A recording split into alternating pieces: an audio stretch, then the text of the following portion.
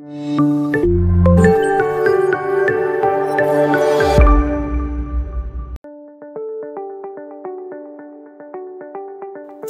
atau orang Kutai umumnya berdiam di daerah Provinsi Kalimantan Timur. Sebenarnya pada zaman dulu orang Kutai juga tergolong ke dalam kelompok masyarakat Dayak. Diperkirakan masih satu asal dengan orang Tunjung. Pada masa sekarang mereka dibedakan dengan orang-orang Dayak lain karena umumnya memeluk agama Islam. Mereka sering disebut Halok atau Halo untuk membedakannya dengan orang Dayak yang belum memeluk agama Islam. Pada zaman dahulu mereka sempat memiliki kesultanan yang cukup kuat di wilayah Kalimantan bagian timur itu. Orang Kutai berasal dari keturunan ras Proto-Melayu yang sampai ke Kalimantan Timur sekitar 3000 tahun yang lalu.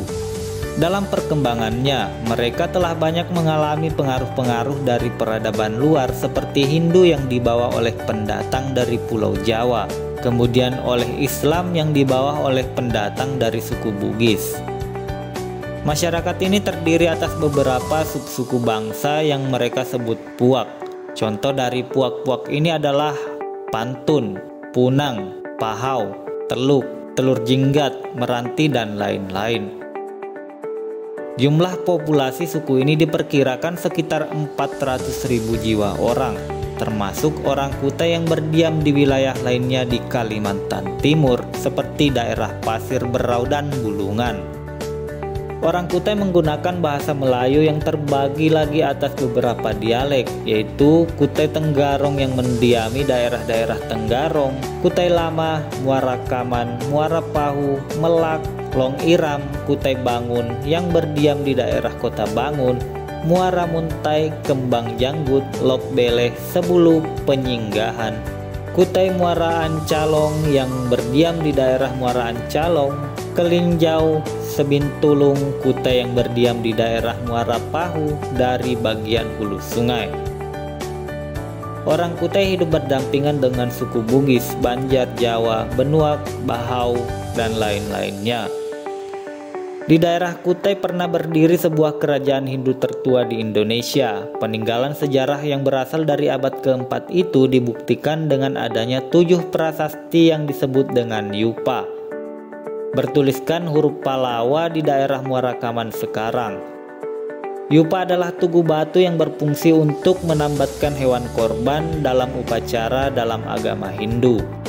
Bahasa yang digunakan pada prasasti itu adalah bahasa Sanskerta.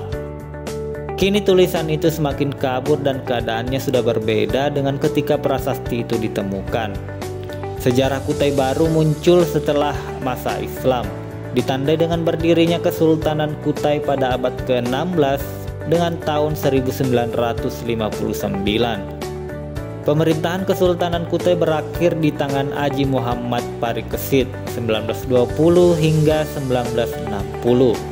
Sampai dengan tahun 1959 daerah Kutai masih menyandang nama daerah istimewa. Sekarang statusnya telah disamakan dengan sebuah kabupaten. Bekas istana Sultan Kutai masih berdiri di Tenggarong dan telah dijadikan museum di negeri Kalimantan Timur. Kesultanan Kutai pernah mengembangkan suatu tradisi penobatan raja yang disebut dengan erau.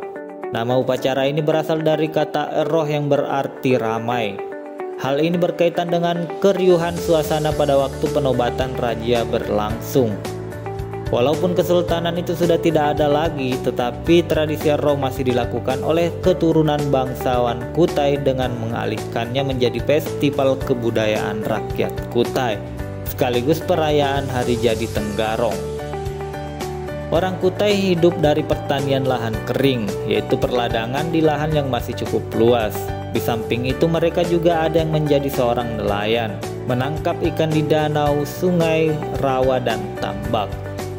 Hasil pertaniannya menghasilkan padi, jagung, ubi kayu, ubi jalar, kacang tanah, dan sayur mayur lainnya.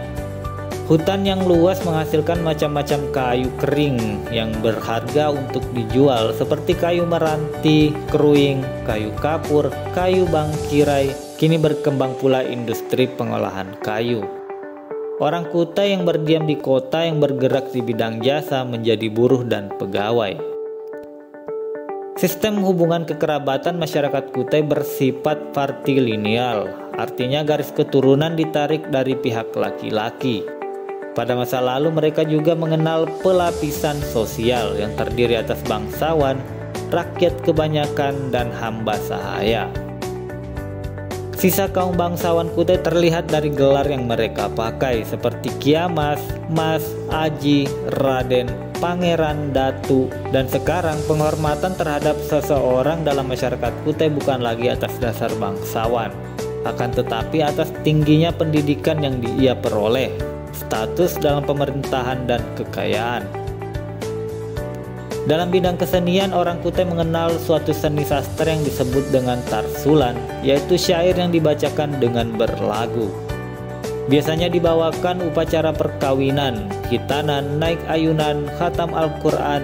Selain itu ada pula yang disebut dengan betingkilan, yaitu seni berbalas pantun antar pemuda dan gadis sambil belagu. Nah, pada masa sekarang orang Kutai umumnya memeluk agama Islam.